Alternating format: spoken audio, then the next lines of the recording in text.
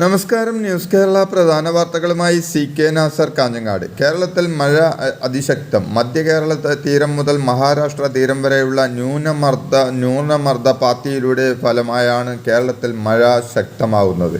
കേരള തീരത്തെ തെക്ക് പടിഞ്ഞാറൻ കാറ്റും ശക്തമായി വീശുന്നുണ്ട്. അടുത്ത 3 ദിവസം വരെ അതിതീവ്ര മഴയ്ക്ക് സാധ്യതയുണ്ടെന്നാണ് കാലാവസ്ഥാ കേന്ദ്രത്തിൻ്റെ മുന്നറിയിപ്പ്.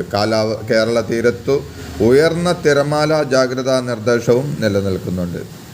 കനത്ത മഴയിൽ സംസ്ഥാനത്ത് വ്യാപക നാശനഷ്ടം. ആലപ്പുഴ ആറാട്ട് വഴിയിൽ അയൽവാസിയുടെ വീടിൻ്റെ മതിലിടിഞ്ഞു വീണ് വിദ്യാർത്ഥി മരിച്ചു. അന്തേക് പറമ്പ് അലിയുടെയും അസീനയുടെയും മകൻ അൽഫയാസ് അലി 14 ആണ് മരിച്ചത്. മലപ്പുറത്ത് പുഴയിൽ കുളിക്കാനിറങ്ങിയ 15-കാരനെ കാണാതായി. പലയിടത്തും മണ്ണിടിഞ്ഞും മരമൊടിഞ്ഞു വീണും മറ്റും വീടുകൾ തകർന്നു. പെരിങ്ങൽകുത്ത്, കല്ലാർകുട്ടി, പമ്പള, മലങ്കര അണക്കെട്ടുകൾ തുറന്നു.